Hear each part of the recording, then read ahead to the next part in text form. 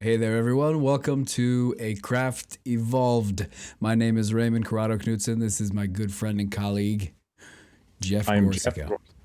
It is a pleasure to be here, man. Thank you. Together, hopefully, we're just through this series, we're going to completely and absolutely just take acting apart, put it back together, figure out what it is. Is that what we're going to do? That's what I think. Because, for a while, I thought I knew what it was, and now I don't anymore. And I think the only way we're going to get to the bottom of it is discussing it kind of like from our perspective for people just tuning in. We're both MFA graduates of the Actors Studio Drama School, and now we've been out of school for 4 years now, and now also the industry has changed suddenly, so we're trying to wrap our heads around what that means. And it was changing while we were still training, and it's still changing, and it kind of starts giving me the idea that it's always going to be changing, so we might as well just try to take stock wherever we are. Get inventory on it. Talk about it. It's all okay. Talk about your feelings.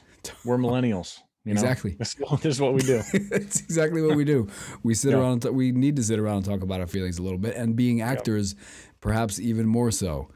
The way we do, and just in general. But hopefully, we're gonna get into all of that as the series progresses. Now, our general plan and idea of this is this live stream right now. You're seeing it live on YouTube, and then afterwards it will be edited and worked on a little bit and put as a podcast on hopefully every podcast service that has ever been made.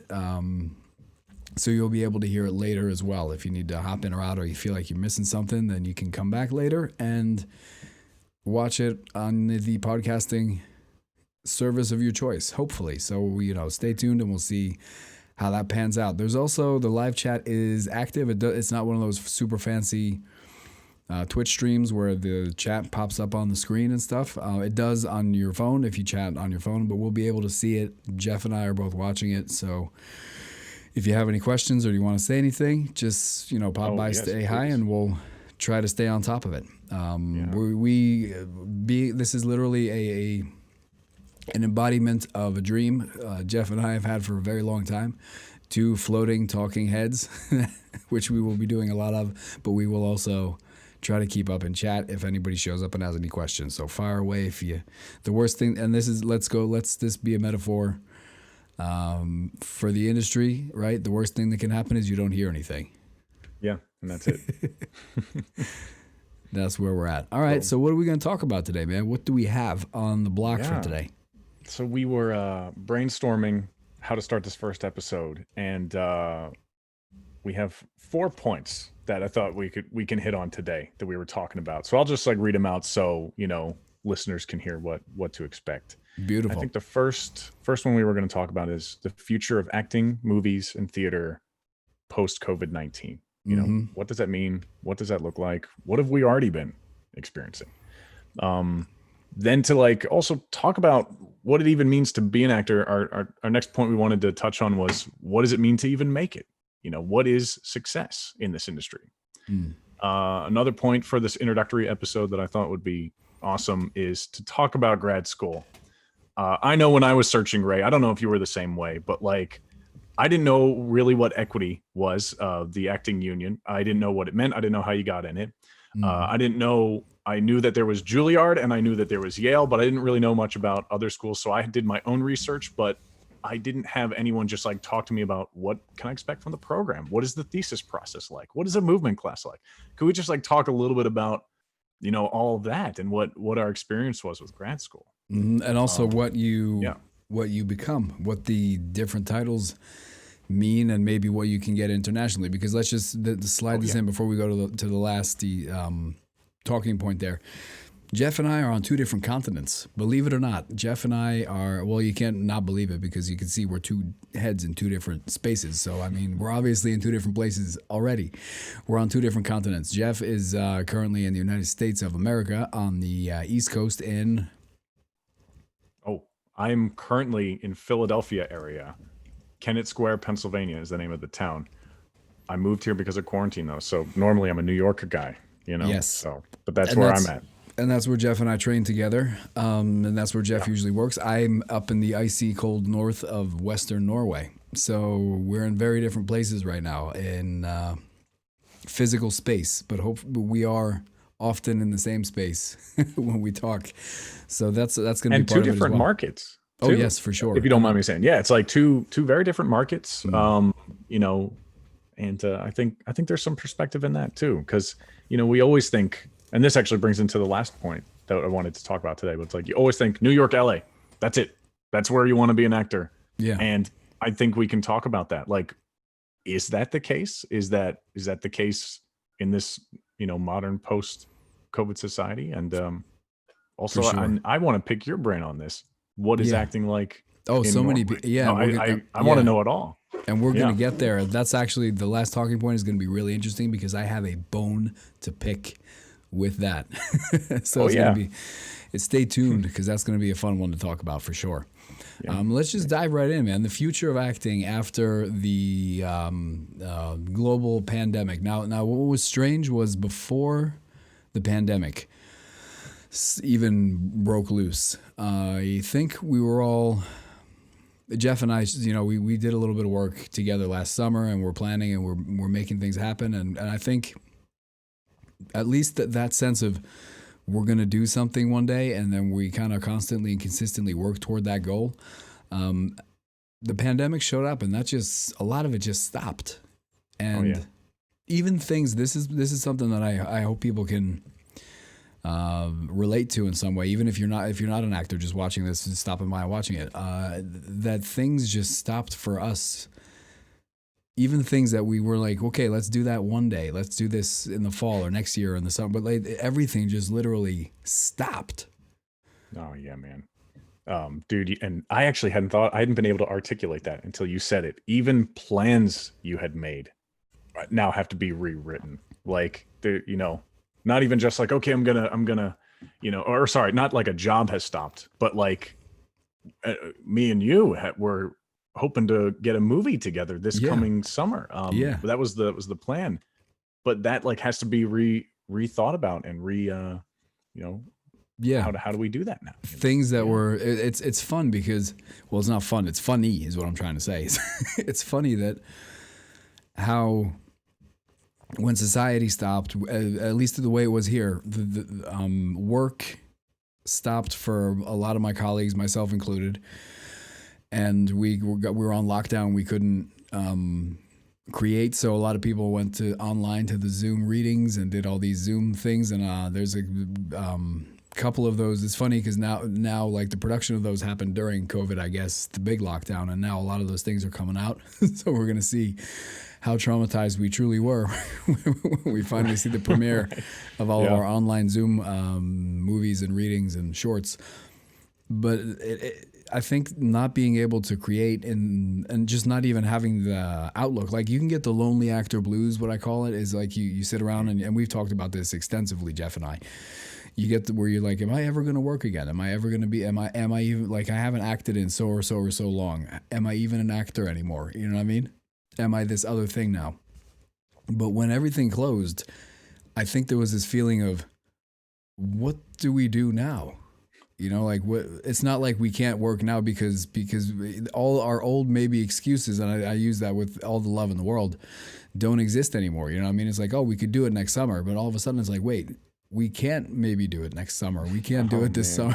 You know what I mean? We can't. Nailing it.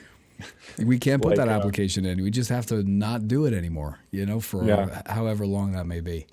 It's not even like you can be, oh, I haven't been auditioning. I just got to get my ass out there. It's like, no, there are no auditions. Yeah. Like it's really, and I had this existential thought too. I was like, I already am like trying the hardest career, one of the hardest careers in the world, especially statistically. Oh, and now that you can't even do it. Like, yeah, it was already a 2% chance, and now it's a 0% chance. Like it really hit me, especially those first few months, man.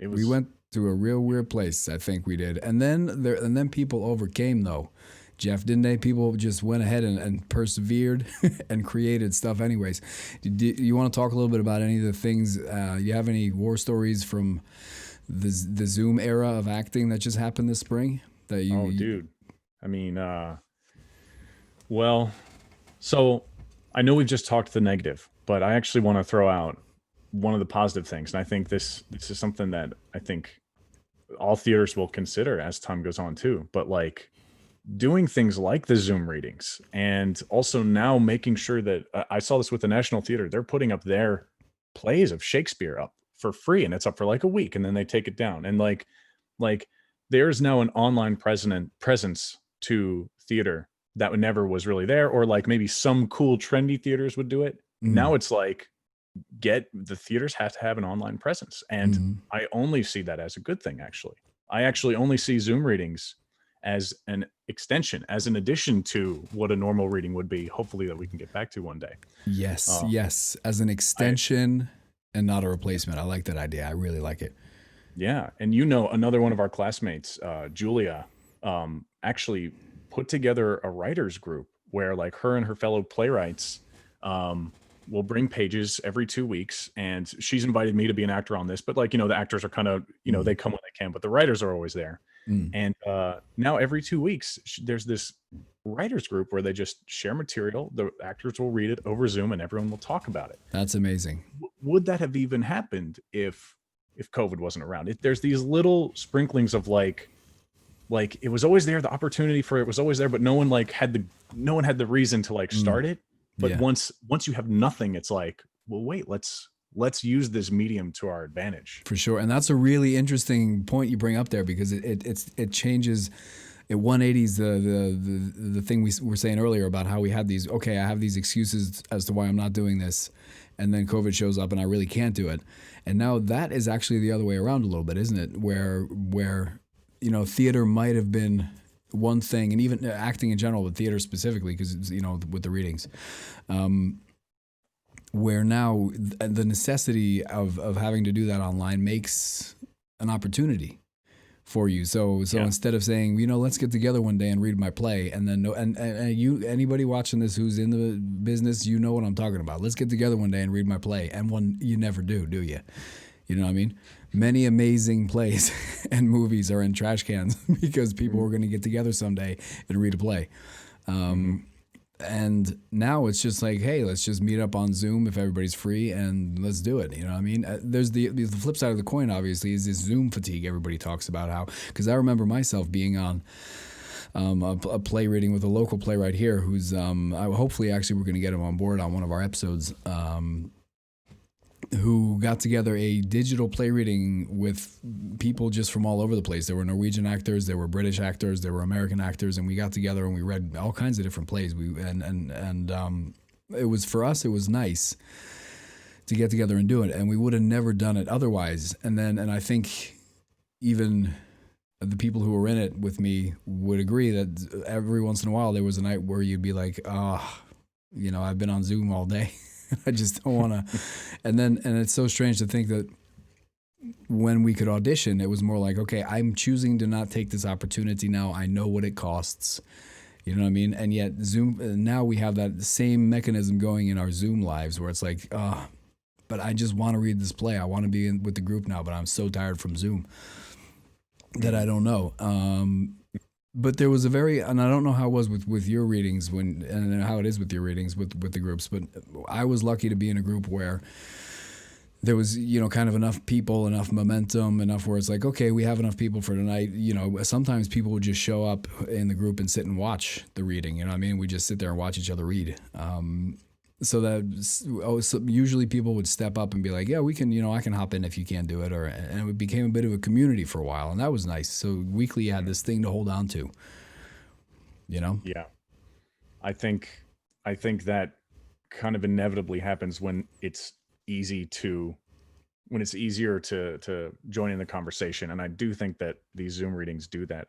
Cause you can't always go to a live reading, but like it's very easy to watch either clips on your phone or pop in on your phone too. And I think I gotta say that is a plus. And I also have to say, and I want your thoughts on this, like I am a fan of the Zoom audition.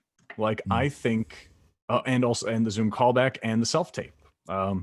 I think it was a step that like should have happened maybe a year, 2 years, 3 years ago.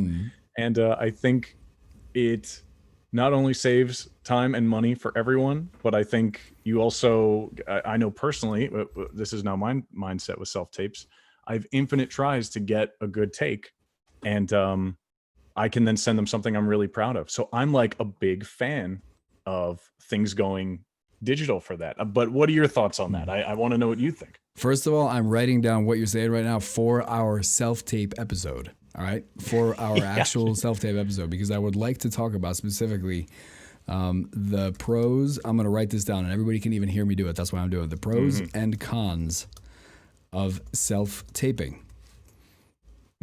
Because in the short of it, to me, and the reason why is I have my view on it as an actor. I agree with you 100%. It's we can get our best takes, we can do our best work. We're in the room, and we can send out things that we're proud of sending off. And yet the self-tape in itself is not necessarily because how, and this is something that goes back to when we were in grad school. We were told, I remember at least we were told once in audition class that you think of the audition as a different monster altogether. It's a job interview more so than it is, doing the work like you would after you get the job. And a job interview necessarily needs interaction, right? So if I'm sending you my self-tape, then I'm sending you something that I have in my brain. But and this is something I want us to bring back up during that episode because it's a really interesting perspective. The casting director, the reason why they're called casting directors is because they're usually directors, and they're in the room with you and they're trying to make you be as good as you can, you know what I mean? And they also are there to help make you be as good as you can for the role. So Zoom auditions, and I haven't had a Zoom audition yet, so I don't know how they work, but that might be a step up from the self-tape per se, because quality-wise, your self-tape is going to be the best option because you're always going to be able to get the best light, the best sound. You can always pick the best take. And then the step up from that would be Zoom, because you kind of sacrifice the quality maybe of the video and audio, but then you're in front of somebody who's experienced enough to know that that's not a problem. They have your pictures, they have your show reel. Hopefully they have your website, which we're going to be talking about later, if you even need it. And then you're in interaction with somebody who can help you work, who can, bring the best out of you for that specific role. Yes. So I think they both have their values. And once again, we're going to talk about it a lot more in that episode. Yeah. And I know I just praised the self-tape Zoom thing so much, but I'd love to talk about this extensively, but I I think the huge negative is, first of all, you're not getting a real read on the team, because us actors want to get a vibe of what the director will be like, what the casting director's like. I think it's all a process. You know what I mean? Yeah, it really is really like a job important interview. It is really important what you brought up there. And inevitably there is a certain amount of like, they're seeing me from here to here, and that's all they get. And when you go in the room, you very much can own your space, own your presence, own your relaxation, really be yourself. And like there's a certain amount of camera technique that I know, again, this is all for the self-tape episode, but like, that like, I know that like for me personally, like I'll see things in a script, and if there's an opportunity to have a thought or have a turn in like the thought process of the character, I will manifest that like in a look or in just like a moment over here, which it's not necessarily method acting, but like it reads good on camera. It's like, oh, he had a thought there, I saw it. Where like when you're live in person, you can just organically kind of act it. Yeah. I hear you for sure. You lose that. One thing we will bring to you, and I'll bring this to the table so that you don't do this ever on your self-tapes if you're listening right now and you're an actor. You know how it's great to self-tape during quarantine and on Zoom? So your scene partner's on Zoom. Speaking to what Jeff just said, I've never landed a job without my partner in the room, without a reader in the room. I've never felt good about a self-tape where my partner was not in the room. And this leads back to COVID era, trying to self-tape without being able to use anyone because there's no one available because either they're sick or they're not allowed to go anywhere or hang out with you. But that's something we're definitely going to bring up during the self-tape episode and it's relevant to this, is people in the room, being in the room with someone and looking them in the eye and, like you said, having that organic thought. It's a real thing. It's a difference. There's a difference involved for sure. I think that actors kind of have to up their director game with being able to like distance themselves from their tapes where and be like, okay, like I can look back at this and I can see this from what the casting director would see or the director would see. That's freaking hard to do. I think that's really hard to do. Me personally, it's another skill. It's another skill, man. Yeah, I tell you what. Where like I do have to say, when you're in the room, you can kind of just do it. You can connect with that reader, and you're right, dude. I've had I've had like scenes where, and this might be just for COVID when like we are quarantining, but like I just didn't even have the reader and I didn't have anyone around, so I just like read it and like I just paused. And I booked with that. So like nice. It's so funny. I feel like right now you can kind of get away with that, but one thing I want your thoughts on is like, will it be incumbent on us as actors to like, it's like now we all have to up our games. We're all, if you want a job, you better get that reader, and you better have a light that hits you from two angles, and you better have an HD camera. Like otherwise you'll just look amateur. You know what I mean? Like there will be a standard. You know? That's an interesting thought. You know what we should do? We should see for the self-tape episode. All right, everybody, we should see if a couple of casting directors want to come on and talk to us about that. Because another thing I've learned is that let's go for it and say casting directors are like, anuses.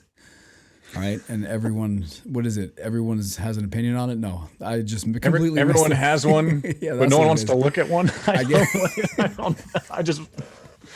No one likes what's out of them. Sorry, casting directors, but you're not wrong. No, I'm kidding. I have casting directors who are my friends now. Actually. Yeah, amen. That's what happens too in this world. No, but that's pretty much close to what I was trying to say. You're right. That's exactly what I was trying to say. And they also have very different opinions on what that is. I know a casting director who hates the self-tape, and I know another one who blesses it as welcoming. Kind of a beast of burden for her workload. So it would be really cool to get them on and see what they think, because this is another thing that people got to get. And once again, we're talking about the self-taping episode, not COVID, but this, 3 episodes from now. Stay tuned. Exactly. We digress. But what I'm going to say before we can move on to the next point after we wrap this up. But, we're talking about it being a job interview it's not necessarily only a job interview between you and a casting director. It's literally a job interview where you and the casting director are trying to figure out how well fit you are for that job. And then you're a team, you know what I mean? Trying to pass on your job interview to the people who actually, you know, are going to hire you. It's to be like, hey, so you're more of a team. And I hope, you know, eventually people, you know, catch on to that. So we got a lot of things to talk about in that episode. We need to get, I'm going to write it down right now. We need to get a casting director to talk to us, at least one. For sure. Yeah. To take us back to the COVID-19 thing, Ray, I'd love for you, your thoughts on, do you think, what do you think theater will be like as we start to get back into a place where we can even have theater again? And this might be a loaded question, but screw it. Do you think there will be a certain acting resurgence because there's been nothing for so long? Do you think people will be more willing than ever to do stuff for free and do weird stuff? Do you think that they'll be hiring even more people in 2021, 2022, like kind of as a swing back from this? Like, do you have any thoughts on any of that? Well, I can definitely talk. I mean, because here's where being on two different sides of the Atlantic are different. As you may well know, if you're watching, is, you know, the pandemic is being handled and unfolding very differently in different parts of the world. And where I'm at right now, we're in wave 2, so we're trying to keep things under control while keeping people in work. So we kind of had a little while where we opened up a little bit. And it is inevitably going to happen in the States too, because it all happens in waves. And it's, the thing is, I guess you get to a point where everybody wants to go back to work really hard, and then some people start going back to work, and people who, I think maybe people who earlier have done not much. What I've seen here at least is because a couple of my colleagues who maybe survived the digital era, so like they kind of stayed warm with readings and they did what they needed to do. Coming back, it was kind of like they didn't quite miss their stride even. They just kind of went right back into it. And for myself too, I was at an audition 2 weeks ago or 3 weeks ago. I was at an audition, and I did a play in August. And coming back was like just slipping on an old pair of shoes. It was literally like being through a very hard period of not working. You know what I mean? The lonely actor blues, except extra rough. So I think that when we come back, and I hope, this is not what I think, this is what I hope, is when we come back, like you said, you know, the digital readings and stuff, I hope we integrate the things we've learned and the things we know now into our work. And not just the fact that you can read things on Zoom, but really this collective, and I'm going to get really deep real fast here, but this collective trauma that is a global pandemic is something that we all can heal together through. And it's something that we can really give each other good theater and good acting work to heal from that. You know what I mean? So I hope that that's what happens. I don't see it yet, but it's not because it's not there. It's just because I'm, you know, not seeing anybody because it is the season. But I hope that's what happens. Like how you'll see, and we get into kind of, you know, theater historically, right? How every era is a reaction to the one before, right? Absurd theater shows up because of the atrocities of World War II. You know what I mean? Realism shows up as a result of the absolute surface acting that was prior to it. The avant-garde, all these things, and political theater as a reaction to realism. So I hope that the reaction to isolation somehow is the opposite. That's what that's what I think about that. That's an amazing thought. Oh, I hope that's what happens too. I was not going to say my theory is nowhere near as deep as that, because you just nailed it, man. But like I was going to say, I foresee a lot of musicals, and I foresee a lot of comedies, and I think for better and for worse too with that. But I do think that like, because we'll be starved for just stuff that makes us happy and stuff that has a lot of spectacle. I do see that really being popular. Is it time to bring back the sitcom? Sitcom, it's coming back. We start writing now. People are going to pick it up, man. Mm-hmm. Yeah, man. That's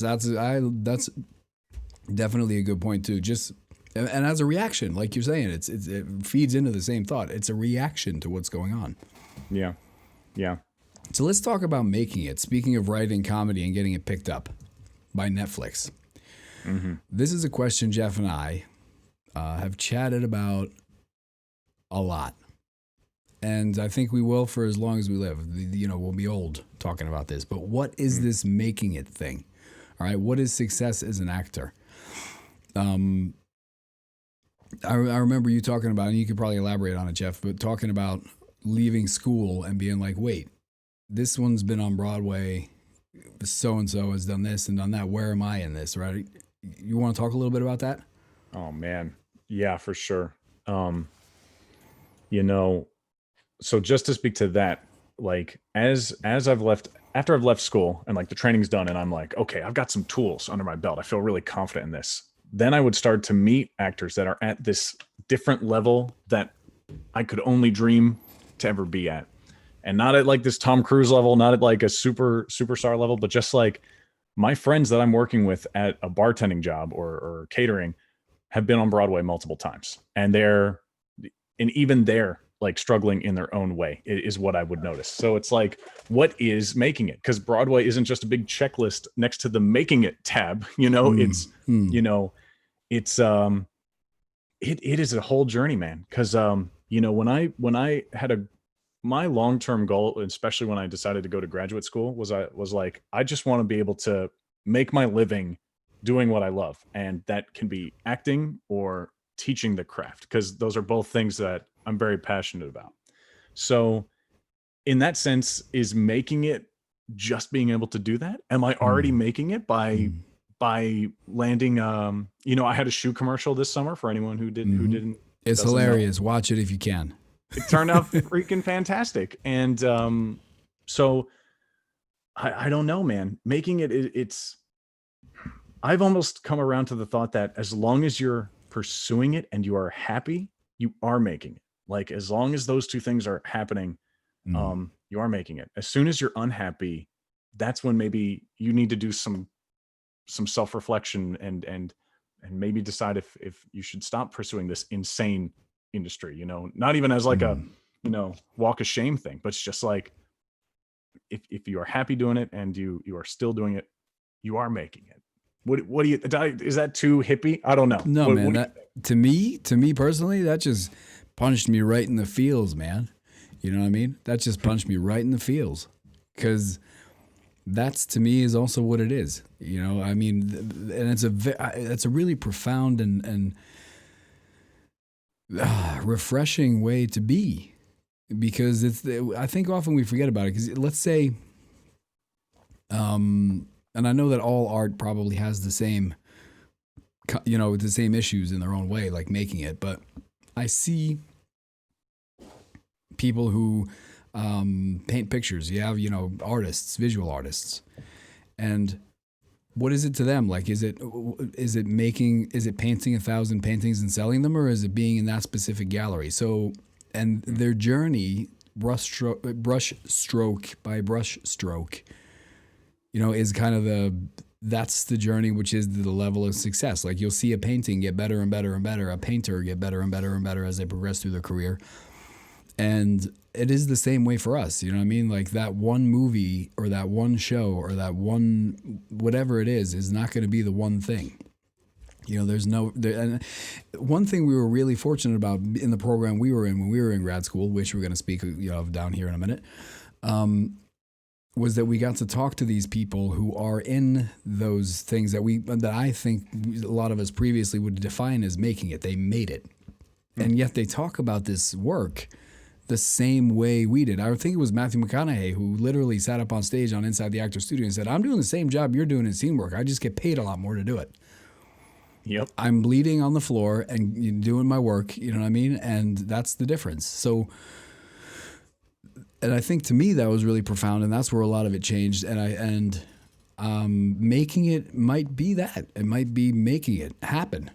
Let's just make that our new tag for a craft evolved. You know what I mean? Making it is making it happen. Making it happen. Oh That man, might be it. You sparked a memory for me that our friend Pete from school too.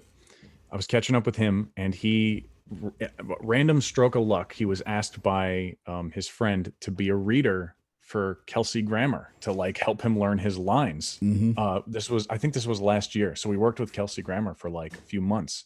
And I was talking to him. I was like, so like, how's Kelsey Grammer? He was like, dude, yeah, he's amazing. But like, the truth is, on day one, he was flubbing his lines. He was asking, let me try that again. Trying to connect to the text the same way we are.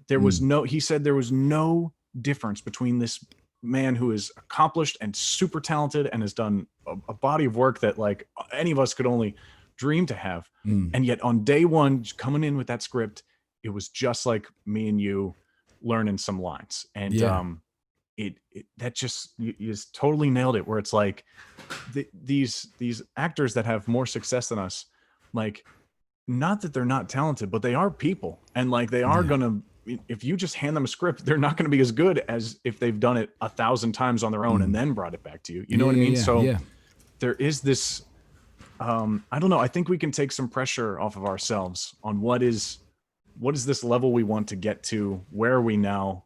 And try and enjoy the process, because I know that's hard right now with there not being a process. There's no industry. But I don't know. And also I was thinking, it's like dude, and I always throw this back to you, but it's like, you know, you can write the goal on your wall or whatever, manifest it every day and be like, I want to be on Broadway. That's my goal.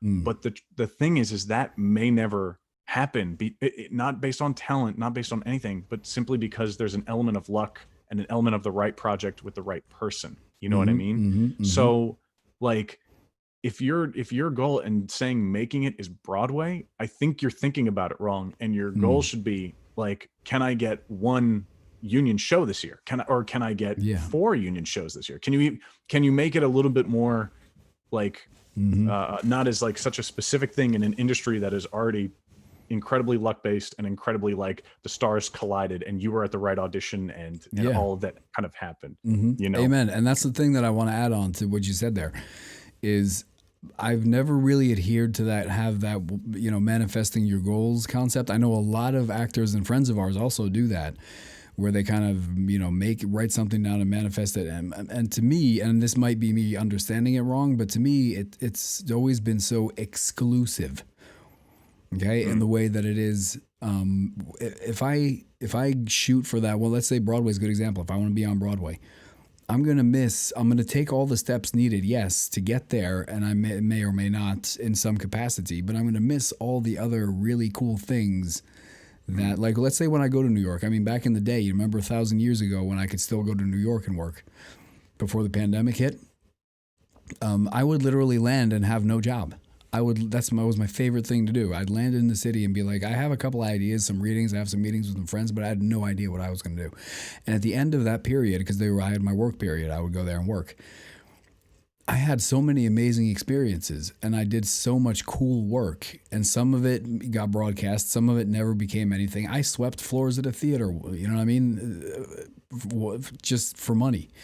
And yet that whole experience to me as an artist has made me so much better and so many. I think that if I would have landed there with an idea that I'm going to go for pilot season, I'm going to only self-tape for this because I'm going to get this, you know what I mean? Then I would be excluding all the other really cool things that I, you know, can do, I think. And, you know, I mean, correct me if I'm wrong, if I'm reading or understanding that how incorrectly. But I think that the danger is it gets exclusive.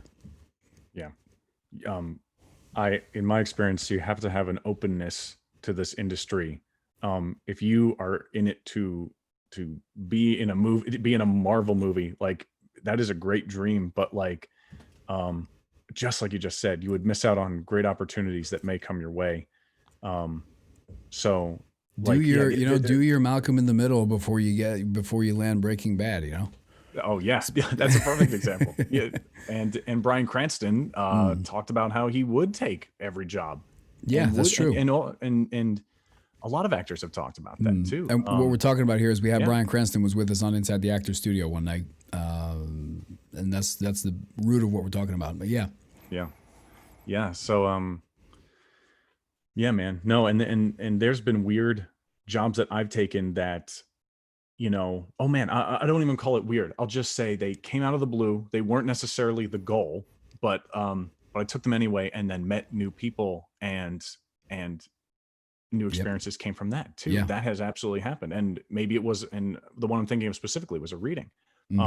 Is a reading the long-term goal? Is that, you know, is that Broadway? Well, I guess you could say no, but like it also was, I met local actors in the area, I met directors, and now I have new connections, new friends, new thing for my portfolio too. That is it.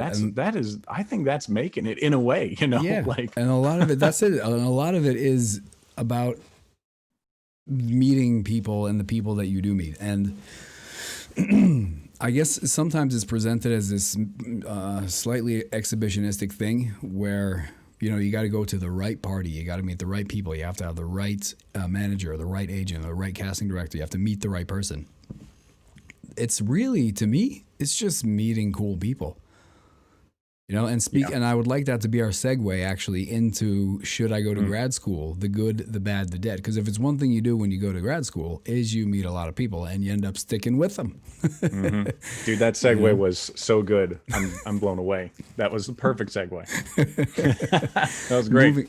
Because well, it sparked the thought that like I would, and this is the truth, like I would, if I was to make anything, I would much sooner go to the people I know and I've worked with for 3 years really hard, because that's what we do in grad school, and work with them instead of auditioning 1,000 people. And is that fair always? Maybe not so much. And I know, but it happens all over the place all the time. You know what I mean? People pick their people.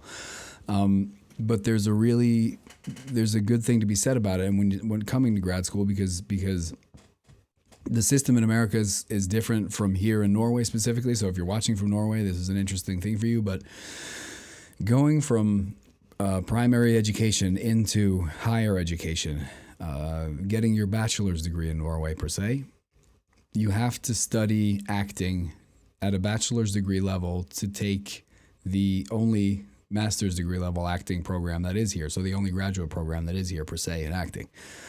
While internationally, it's different. You, especially in performing schools where, you know, like with us, where you audition to get into school, they're open to, it's just basically what you know, what's your background, what's your portfolio, how did you do on the audition day? And I think that's a big thing for grad school, is it's not the same thing as undergrad. You know what I mean? And and at least here it's not, and I'm pretty sure it's not like that in the States as well.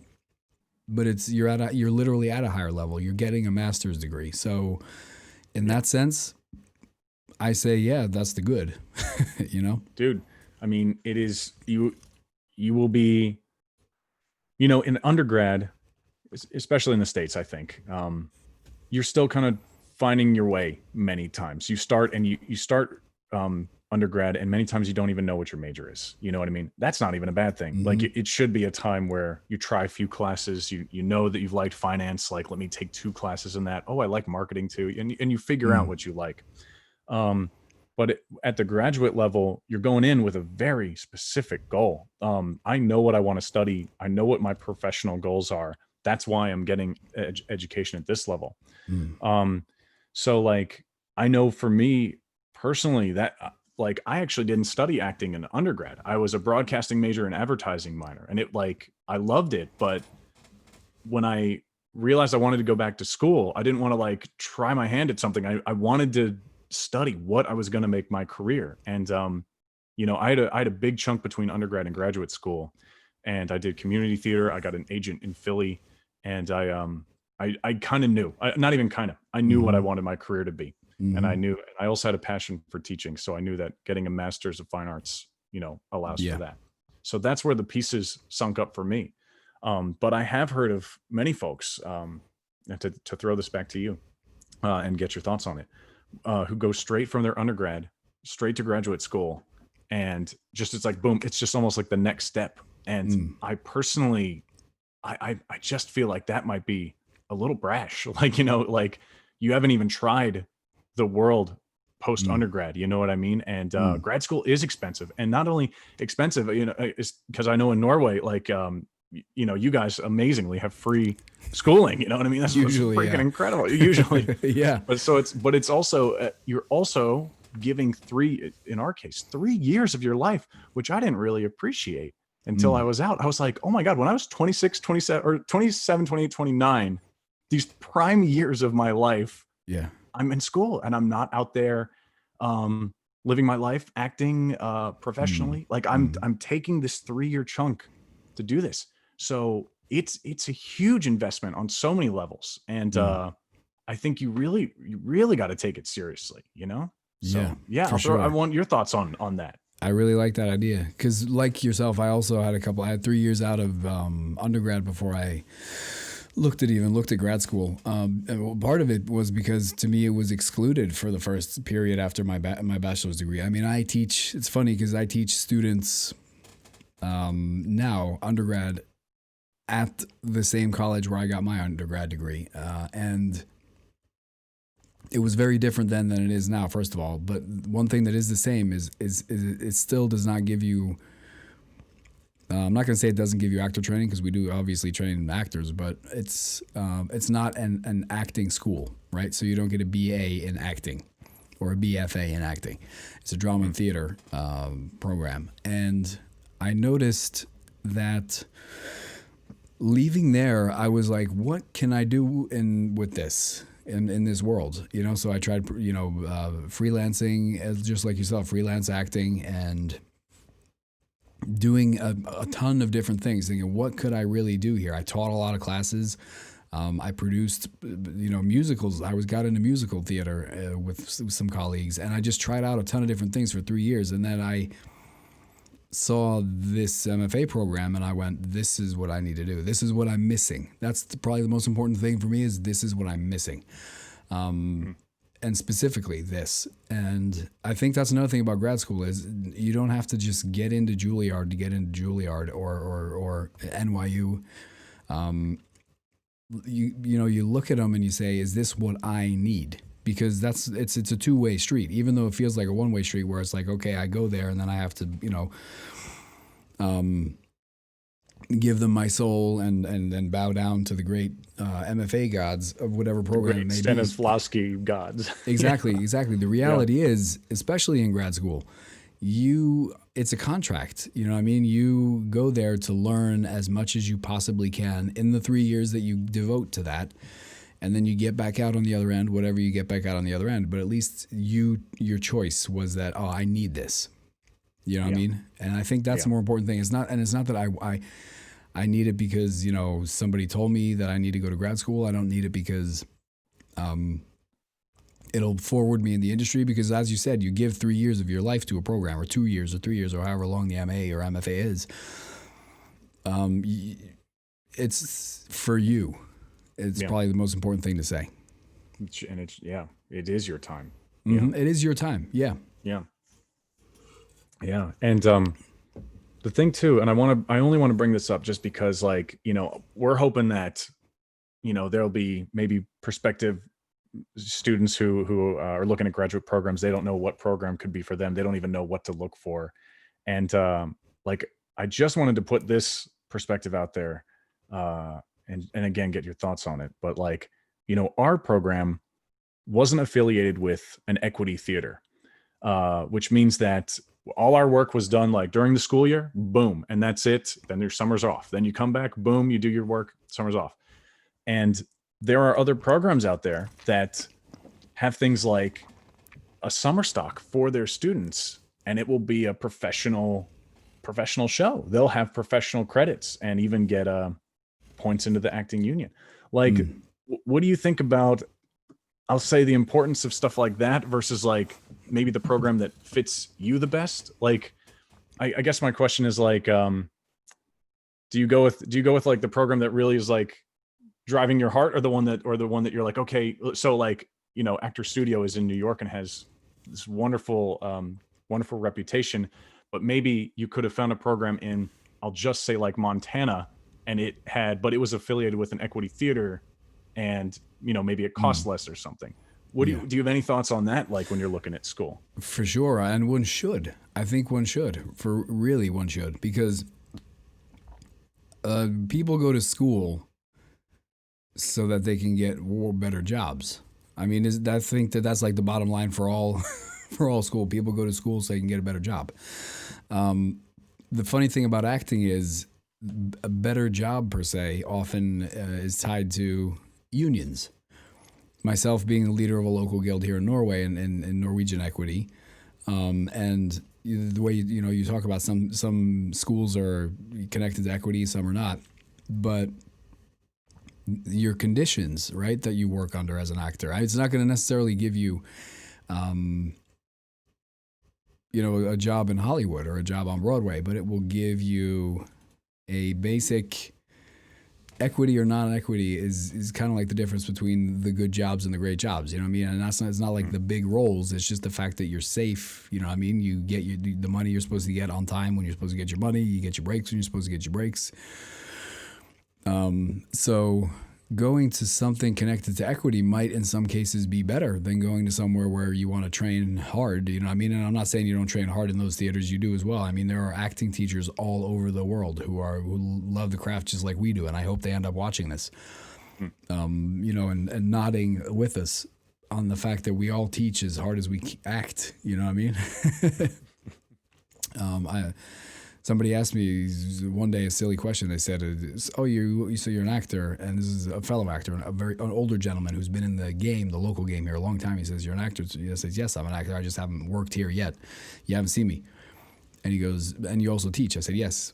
And he goes, "So are you any good at acting?" I says, "Yes, I'm almost as good as I am a teacher." And to me, that, like, personally, that becomes like a mantra. You know what I mean? Because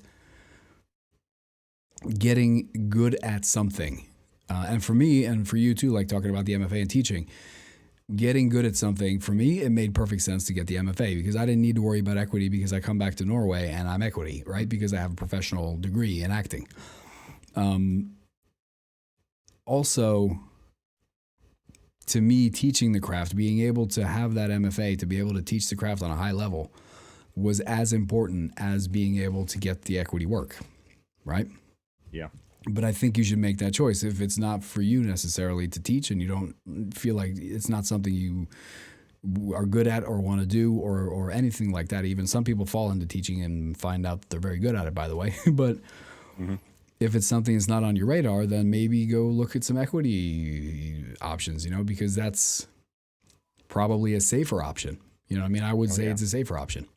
Yeah. Or and I am very proud of my program, I'm very proud of my degree, but I would also say if it's worth considering that if there's no goal of teaching in your future and you never see yourself doing it, maybe the money investment and the time investment could be better spent at just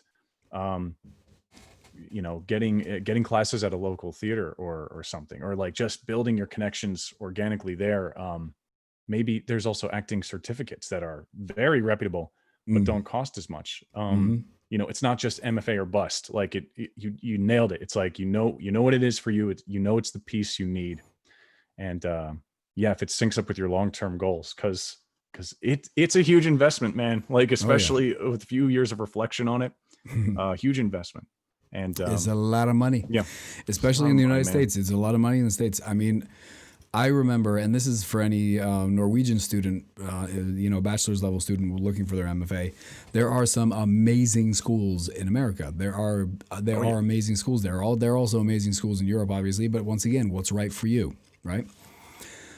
But they cost a lot of money, and you just got to think, what do you want to do later? Because going to New York is kind of like going home. Being a dual citizen and being able to, or having the pleasure of paying taxes to two countries. It made perfect sense to go and do it because I knew the town, I knew the country, and it was easier to get in and do it.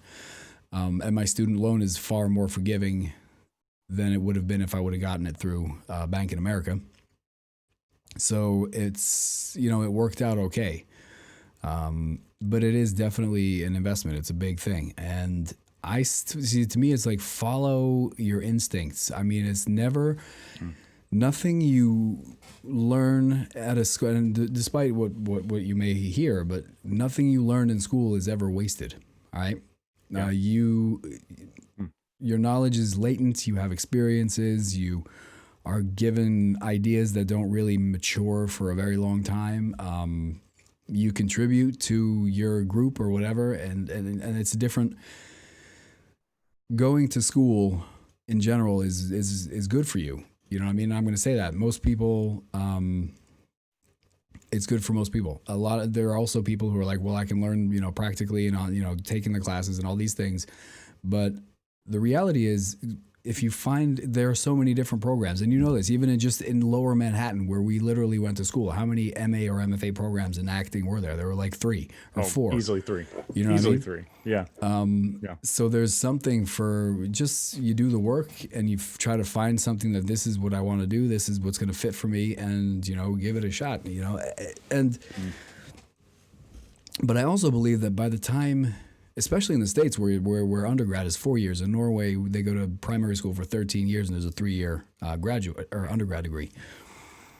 Especially by then, you're roughly the same age anyway. You know what I mean? Really, if you really sit down in a kind of dark room with some candles and no music for a minute, if you want to go to grad school or not. You really do. You can feel it, you know what I mean? Yeah. And for me, it was like, I remember because I had a written bachelor's thesis for my bachelor's degree, and I just knew when I left that I was never going to do that again. Like, I was never going to get back in academia. There was no way in hell I was going to do that. 3 years out of school, I find this MFA program that just lines up with my way of acting and working and thinking, my artistry. And on top of it, it's an MFA. So, and then I was like, well, maybe not so bad. And then, of course, our thesis ended up being our off-Broadway debut for many of us, at least. So there was no written thesis there. But like, even now, I'm teaching at a college, and I could work towards a PhD. But if you asked me that when I left my bachelor's program, I would tell you, no way, Jose, never. I never put myself through that again. But there's a process. It's a process, and you got to find what you like and what works for you. You know what I mean? Yeah. And I just wanted to probably say that it's never really wasted. I mean, I know the debt's hard. Classes are hard. It's your golden years too. Exactly. So usually you go in your mid-20s, sometimes a little later, but even then, dude, you're in your prime and you are in a classroom. Like, you are not out there. It's investment. And the question is, what else am I doing? What else am I doing? Like, am I? Yeah, sure. What else am I doing that would be what I want to be doing? I have this concept I try to teach, and when I teach, and it's also something I try to live by myself, is you do what you feel like you should be doing until you don't feel like you should be doing it anymore, and then you do something else. Yep. That's it, isn't it? Yeah. So, Jeff, being in Philly, let me ask you a question. Oh, I had one more last thing I wanted to say on just that last topic. Just on what grad school can also give you, this is a very positive thing, is I think it can also sync you up in a very intimate space where you're working very hard with people who are just as passionate as you, and sometimes more talented, sometimes less talented, whatever, but you can learn from everyone. I think that's the thing you could say. And if you're yourself and you're a kind person and you bring your all to it, you're going to make connections for the rest of your life that are now also professional connections, not just your friends. But I think about you, dude. When I think about my own grad school experience, I think about Julia, Joe, Rob, and I'm just throwing names out that don't mean anything to anyone listening, but there are these are people who I think are immensely talented, who I would work with any day. And I think, that I just am so thankful that I met, and I wouldn't have met unless I pursued an MFA at the graduate level, Yeah. Amen to that. That's really bringing it back. My last thought on it. Yeah. Well, you just segued us out of it, because that's what segued us in, right? Making friends. It was a nice little Freytag pyramid there, Beautiful. That's what I'm talking about. Yeah. We know our dramaturgy, us actors. Yes. So let me ask you a question, though, bringing us, down into the next, in our last segment for the evening. You're not in. We've evacuated New York. Oh my God. Yeah. Are you not happier than you've ever been? Oh not man. to say that How New do, York. how do I even answer that? No, I mean this brings us to what man. city should I live in to act, right? Yeah. Talk about it. Yeah, dude. I'd love to kick us off because I have so many thoughts on this. Because I, like many people, I think, moved to New York thinking, yeah, baby, I'm in one of the two places. Like I'm gonna be with the most talented, in the most competitive setting. I'm gonna be really working, and then also the jobs are gonna be better too. And to an extent, I will say that is true. There's definitely tons of competition there. But after living in New York and working for 4 years now out of graduate school, I didn't get my equity card in New York. I got it in Philadelphia, and I got there and I got it. And I've actually done, I think, 4 jobs in Philly now that are all professional, all have paid the bills, and all look great on a resume, and have been now professional connections now, where I still keep in touch with the other actors and the directors and even the casting directors. And I guess what I'm trying to say is that, and this kind of ties into the post-COVID world where now auditions aren't even in person. It's like the main thing that I was getting from New York is that it was this audition hub. Like you get your, you join Equity and then you go to the Equity Audition Center. Auditions are happening daily, right? Mm-hmm. But to discount the other cities, you're just shooting yourself in the foot. And I truly have changed my tune on, is it New York, LA, or bust? I think if you do a little homework on the cities, maybe spend some time there, see some theater there, you can get a vibe on what kind of works they're producing. And the theater is there, dude. And I bring up Philadelphia only because I have experience with that. But there's 4 huge 900,000 seat theaters in Philly that produce everything from musicals to new plays. And then there's tons of smaller theater companies that do new works that you will get cast in, especially as a new actor. Like you're hungry, you're going in there. That's a place to get work. And my final point on this, which I don't know if I necessarily would have said before COVID, but now that New York doesn't have its ace in the hole with in-person auditions, why do we live there? What are we doing? Why are we spending all this money on rent? Why are we killing ourselves in this city where we're all packed into little sardine apartments? I think now, since all auditions I've had for the past 9 months have been over Zoom or self-tape, and I have been living in Philadelphia, and it's been working. My 2 agents are in New York, and they are thrilled that I'm still able to work. And I have access to a car here, so I can drive to New York if there is a job. So I guess all that is a long story short to saying that I fundamentally don't think it's New York, LA, or bust. I think every city has its own character. Every city has its own thing that it's passionate about, whether it's Boston or in Philadelphia. I know they love new work. And they love working with Philadelphians. It's really, really cool. It's a very supportive community. And so that's that. It is wild where I do think it used to be, yeah, dude, you want to be an actor? Move to New York. I don't think that's the case anymore. Well, and I'm going to add to that now. And first of all, thank you, because that was probably the main segment of the evening. Just well placed, like a boss. And I'm going to add to it, because I remember I come back, or I would, and until the world exploded, I would come back to New York to work. And I specifically said that, right? Because having spent my time in New York, and I just had this feeling of what to me, what is great about New York?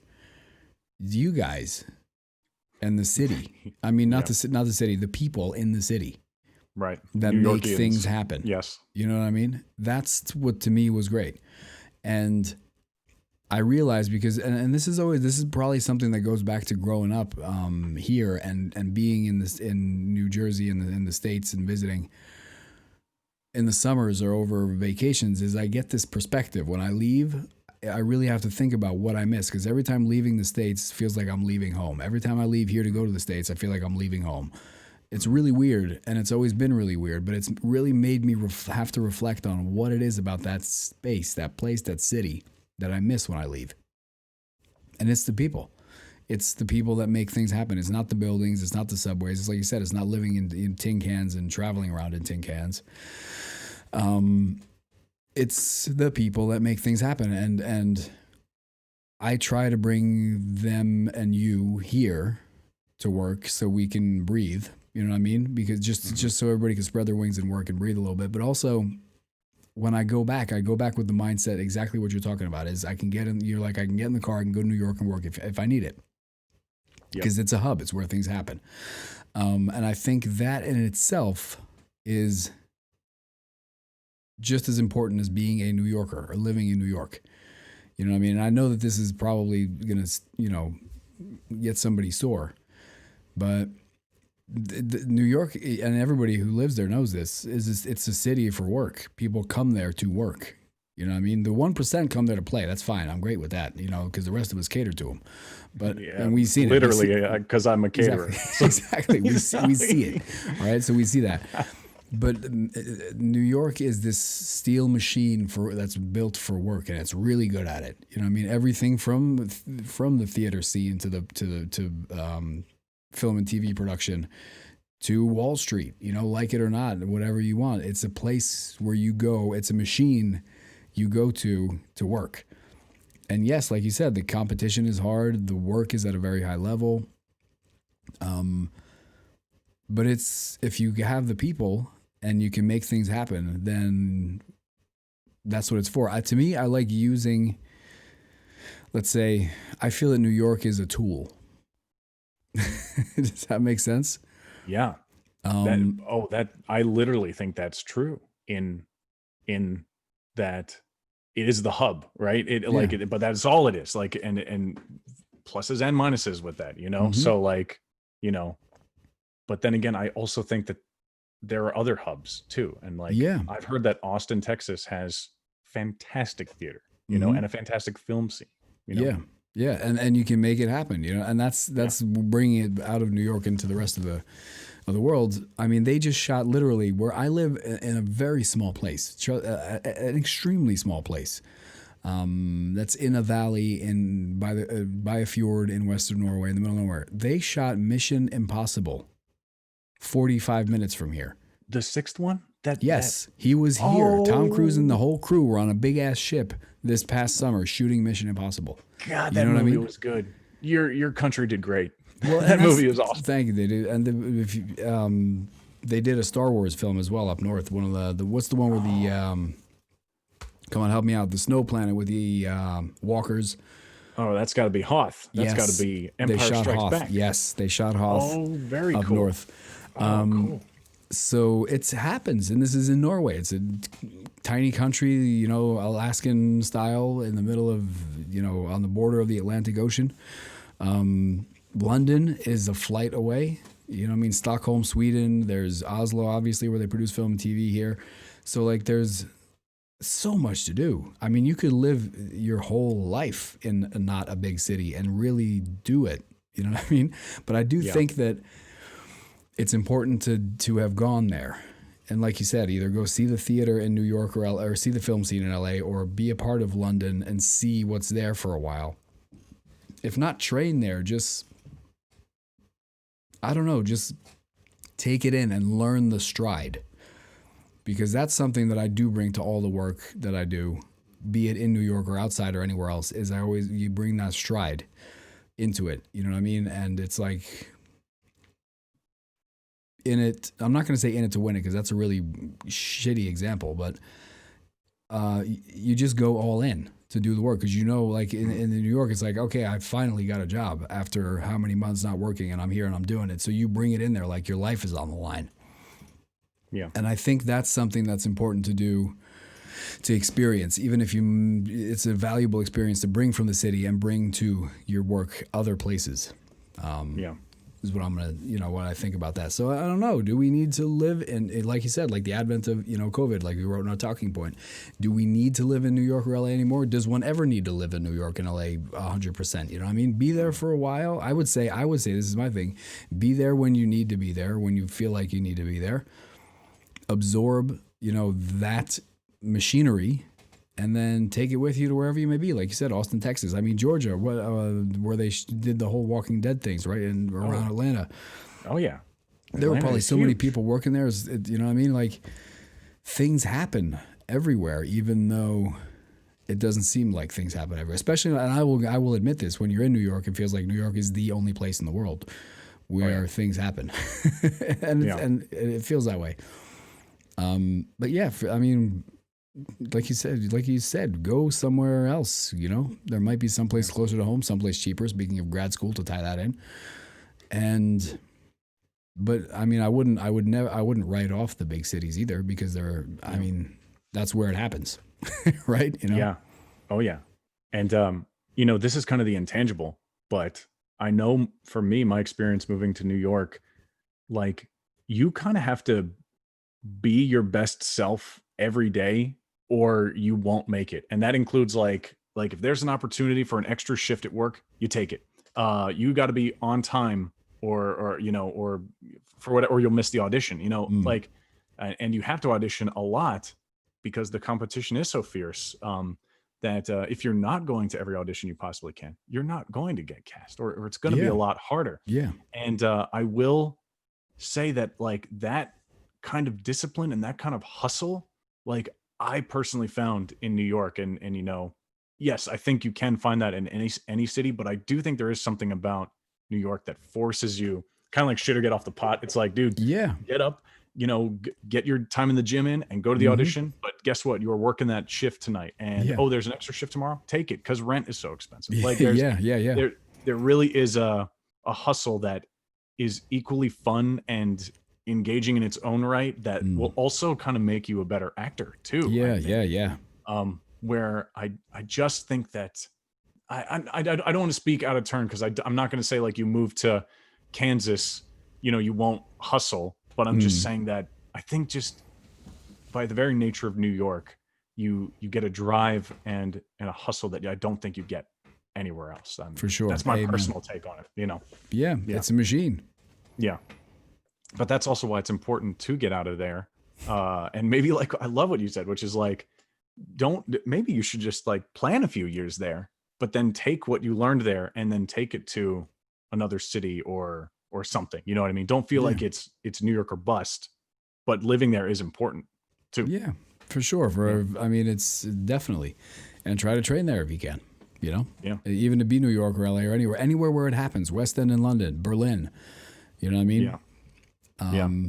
Go to the Moscow Art Theater in Russia. Go where things happen, because that's where it'll rub. I feel this is something that I must say, and we might be able to somehow wrap this up in a neat bow tie together. Try to bring this sucker in. Yeah. But the thing is, wherever you go, if you find those hot spots, those places where you are fed as an actor and as an artist, then that's the right place to be. That's the place to be then. You know what I mean? It's and if you know what I'm talking about, you know what I'm talking about. Those places, like you said, in New York, where that energy just hits you and you go, whoa, and you just get into it. It's not because, and then you grit your teeth and you say it's tough, it's the hustle, but everybody's talking. That's the beauty of New York. Everybody talks like that because everybody's in the same boat. Mm-hmm. But that energy you get from being there, and be it a specific city, be it grad school, be it whatever. And so we were going to talk about COVID, and then we're talking about dreams of going places after COVID, but that's important, I think. You get there, you let that energy just get you, and just you work, and it makes you better. It makes you tangibly better as an artist. It's gonna be wild to see, how we get out of this, and how things get back to some semblance of normalcy. Mm-hmm. Because I do see, I know we've already touched on this, and but I do see Zoom auditions being the norm and self-tapes being the norm. And so I think that just makes it even more the case that, you know, you don't necessarily need to be in New York City or in LA. You can live outside of it, maybe live in another place that has opportunities and then go there. So for sure. Yeah. And on that note, speaking of moving forward, all right, if you're watching the stream right now and you're like, what is this? Hit that big fat red pulsing subscribe button. You'll know every single time we go up with this. I think we're going to stay on this channel for now. Since we did it, we'll stay here. Tell your friends about it. All right. Hide your kids, hide your wives, because we are going to be podcasting moving forward. We got a lot of stuff to go over and we have a lot of stuff to talk about. So you do that also. And I use, I'm going to use this one. I'm going to say hit the like button if you liked it, because it's important. The YouTube algorithm likes it when you hit the like button. It's not just for us. So we like it. Yes, exactly. We also like it when you hit the like button. Yeah. So just do it. Just do it. All right. Take it nice and easy. And thank you very much for stopping by and listening, if you were listening. Do you have any concluding and ending thoughts for us this eve, Jeff, besides adieu? Oh, man. Just if you tuned in, thank you. I hope you enjoyed our talk today. Me and Ray have been talking about doing this for a few years now. So to finally have episode 1 happen is just a thrill for me. Like I'm stoked. So I can't wait to get to our next upcoming episodes. Like there's so much to talk about with this industry, There is, and join us, please do. It's wild. And now our next step is going to be moving this to podcasting platforms. We're going to see where we're at with this one, and then moving forward, we're going to try to get this sucker released so you can have us just talking in your ears on your way to work or on your way to the gym. Moving forward. We're at auditions. At all Zoom auditions. You know what? We would be honored if you would like to use us as prep for your Zoom auditions. Alrighty, guys. Take it easy. Everybody, have a beautiful day, afternoon, evening, wherever in the world you may be. Jeff and I are heading out. We'll see you next time. Adios. Yes. Good night.